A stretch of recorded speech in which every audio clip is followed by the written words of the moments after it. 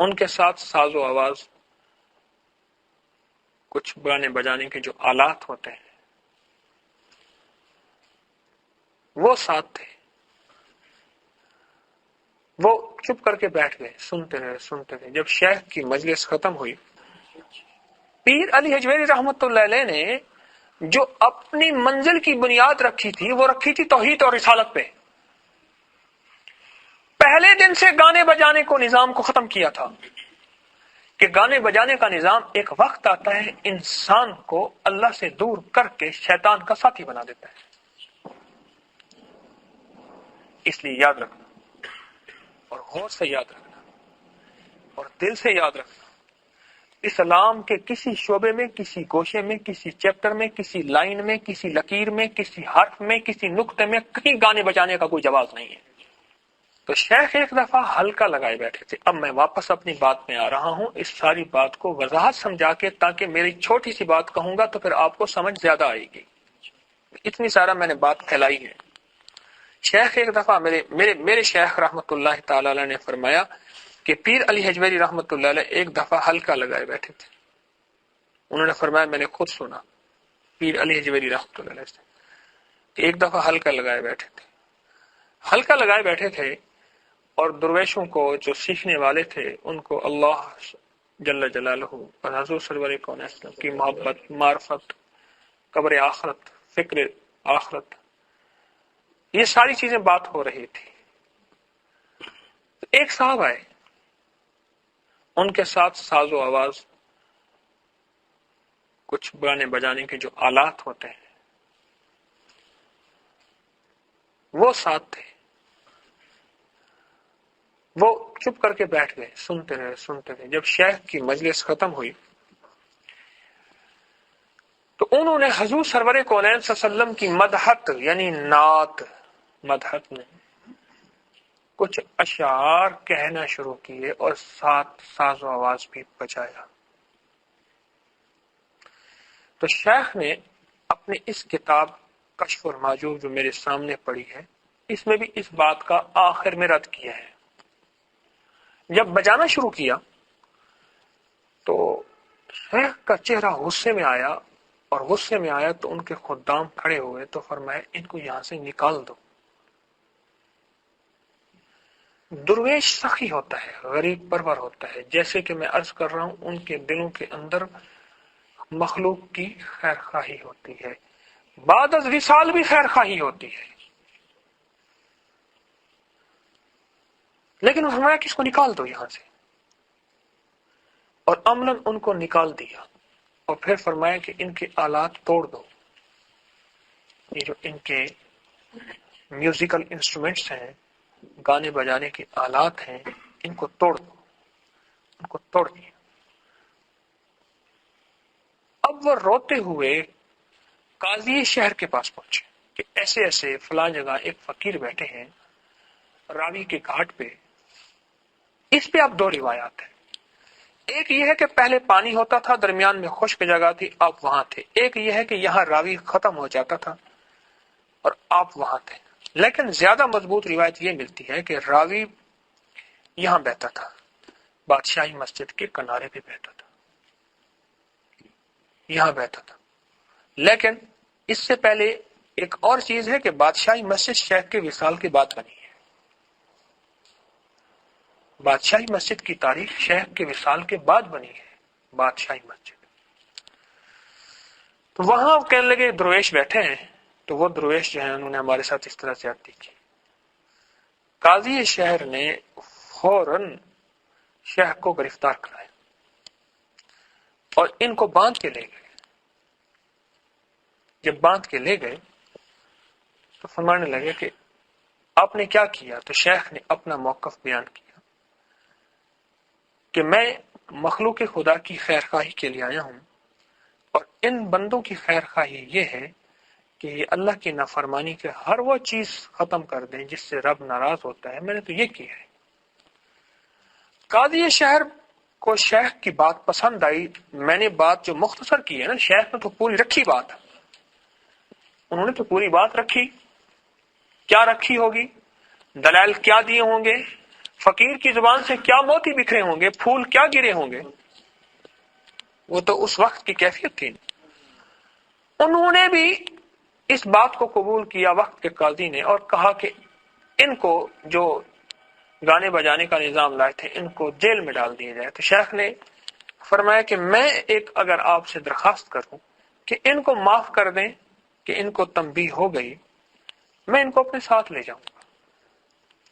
انہوں نے قبول کر لیا، ان کو اپنے ساتھ لے آئے اور ساتھ لا کے اپنے ہاں بٹھایا، ان کی روح کی دنیا کو آباد کیا۔ اور روح کی دنیا آباد ہوتے ہوتے وقت لگتا ہے، اس پہ بڑے چوکے لگتے ہیں، ہاں اس پہ بڑے رندے لگتے ہیں، اس پہ سختی نرمی آتی ہے، یعنی بہار اور خزاں آتی ہے۔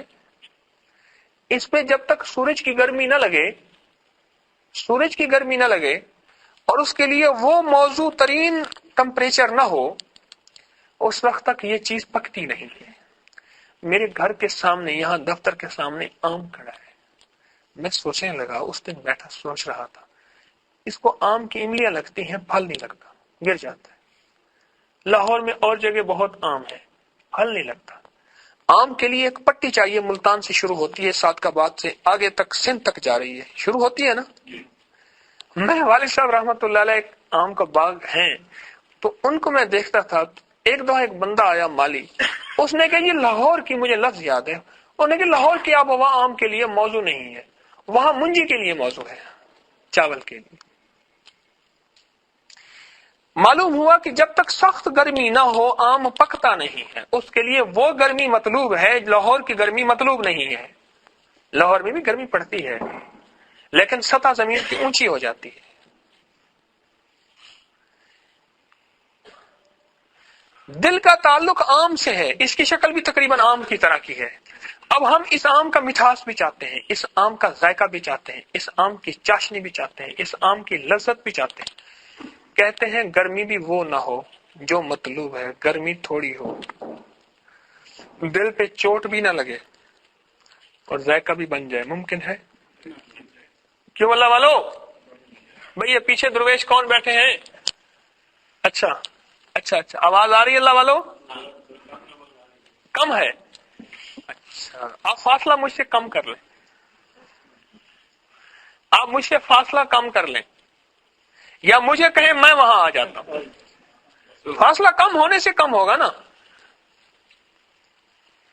میں نے اپنے حضرت سے پوچھا، اب لو جی ایک اور بات یاد، میں حضرت آپ کی طرح ہونا چاہتا ہوں، خاموش ہوئے، پھر فرمانے لگے یہ لے ہاتھ، دونوں ہاتھوں کا ایسے رگڑ۔ میں نے رگڑا، کہ نہیں زور سے رگڑ، میں نے زور سے رگڑا، میں نے اور زور سے، میں نے کہا حضرت اب گرمی بہت زیادہ برداشت کے قابل نہیں۔ کہ فرمانے لگے بس یہی چاہتا ہوں، اپنے اس دل کو میرے دل کے اتنا قریب کر کہ یہ گرمی اس میں منتقل ہو جائے ہیں۔ اس لیے تو کہتا ہوں فاصلے گھٹائیں۔ دل کو اتنا قریب کر یہ دل کی گرمی۔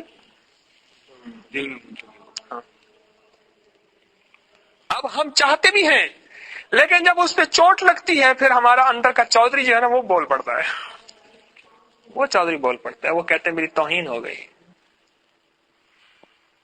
یہ بڑا مسئلہ ہے۔ تو میں کیا عرض کر رہا تھا؟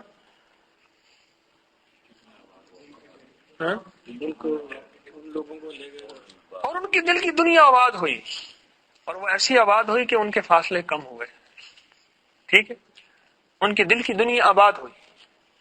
اور ایک وقت وہی ہوا، شیخ نے خود فرمایا کہ پیر علی حجویری رحمۃ اللہ علیہ کے وصال کے بعد ان میں ایک جوان ایسا تھا جو شیخ کے پاس سال ہا سال رہا، سال ہا سال رہا، سال ہا سال رہا، کیونکہ یہ جو حجویری نسبت ہے نا یہ بڑی جلالی نسبت ہے، بڑی جلالی نسبت ہے، بہت جلالی نسبت ہے۔ اب وہ جلالی نسبت میں جلال تو تھا لیکن ادھر جمال تھا، ادھر جلال تھا، اس لیے وہ جمال کے ذریعے جلال کو سہتا رہا اور رہا، بھاگ نہیں گیا۔ پھر ایک وقت ایسا آیا شیخ کے وصال کے بعد، پیر علی حجویری رحمۃ اللہ علیہ کے وصال کے بعد، اللہ کی مخلوق تک اللہ کی محبت پہنچانے کا جو سلسلہ شیخ نے شروع کیا تھا، ان کے سنبھالنے والوں میں اس کا نام سر فہرست تھا، جس کو میں کہہ دوں اس میراثی کا نام کیا تھا؟ یعنی جہاں اور تھے، یہ اکیلا یہ نہیں کہہ رہا میں، جہاں اور تھے وہاں یہ بھی تھا، وہ اللہ کا بندہ جس کا نام مجھے نہیں بتایا انہوں نے، اللہ کے ہاں اس کا نام موجود ہے، جس نے مخلوق خدا کو معرفت، توحید اور رسالت کے جام بھر بھر کے پلائے۔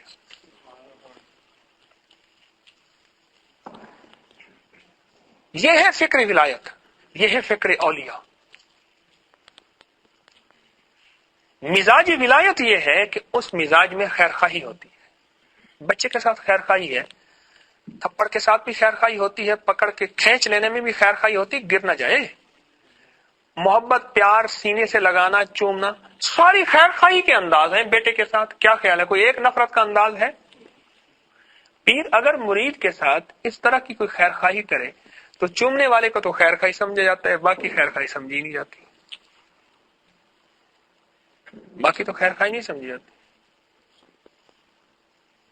باقی کو ظلم اور زیادتی سمجھا جاتا ہے۔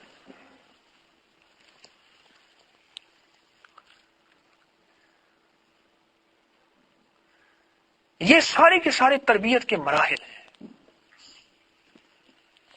میں عرض کر رہا ہوں یہ سارے تربیت کے مراحل ہیں، اور جو ان تربیت کے مراحل سے گزر گیا بس وہ کامیاب ہو گیا۔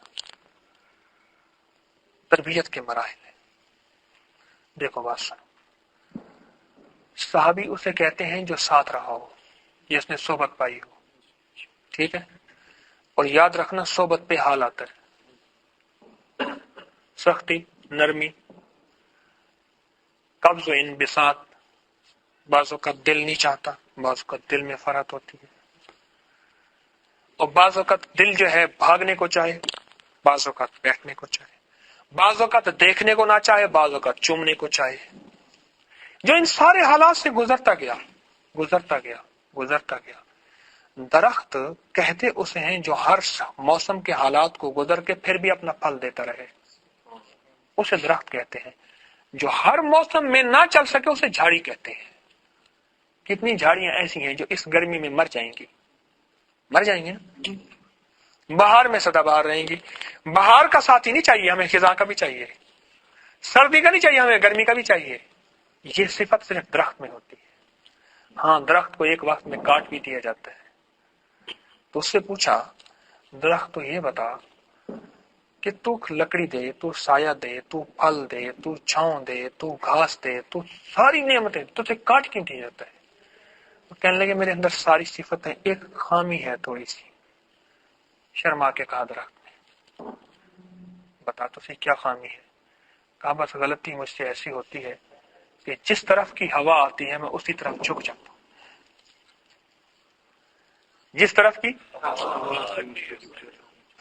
ہاں،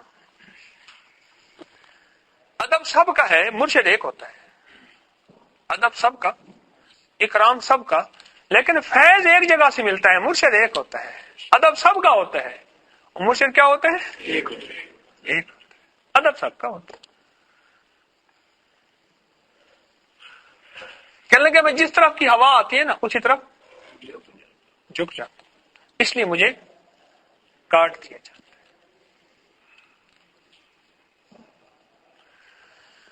ان راہوں سے چلایا پیر علی حجویری رحمت اللہ علیہ نے سالکین کو، ان راستوں سے، ان کیفیتوں سے چلایا۔ اور آج عالم یہ ہے، یاد رکھیے گا، جو بنیادیں مضبوط ہوتی ہیں اس پہ وقت اچھا خاصا لگ جاتا ہے۔ اتنا عرصہ ہو گیا تسبیح خانہ بن نہیں رہا ہے، ہمارے فرش پڑ رہے ہیں، چپس پڑ رہے ہیں، روڑی کوٹ رہے ہیں، کبھی کیا ہو رہا ہے۔ کوشش کی ہے انشاءاللہ کہ بنیادیں مضبوط رکھیں، باقی تو اللہ کے ہاتھ میں، اللہ چاہے جیسے کر دے، اور انشاءاللہ اللہ پاک عافیت فرمائے۔ پیر علی حجویری رحمت اللہ علیہ نے جو اپنی منزل کی بنیاد رکھی تھی وہ رکھی تھی توحید اور رسالت پہ. پہلے دن سے گانے بجانے کو نظام کو ختم کیا تھا کہ گانے بجانے کا نظام ایک وقت آتا ہے انسان کو اللہ سے دور کر کے شیطان کا ساتھی بنا دیتا ہے. اس لیے یاد رکھنا اور غور سے یاد رکھنا اور دل سے یاد رکھنا، اسلام کے کسی شعبے میں، کسی گوشے میں، کسی چیپٹر میں، کسی لائن میں، کسی لکیر میں، کسی حرف میں، کسی نقطے میں کہیں گانے بجانے کا کوئی جواز نہیں ہے. بس ختم. کہیں کوئی جواز نہیں ہے، وہ شریعت کے نام پہ ہو، وہ ولایت کے نام پہ ہو، وہ بزرگی کے نام پہ ہو، وہ کسی نام پہ ہو، کہیں کوئی جواز نہیں ہے. تو میں جتنی دلیلیں بنا لے، کہیں نہیں ہے جواز. اور یہی میں اس وقت کشف المحجوب سے آپ کو عرض کر رہا ہوں. یہ شیخ نے کشف المحجوب کے اندر یہ ساری باتیں لکھی ہیں اور انہوں نے اس کا 100% جو ہے رد کیا ہے. اب ہم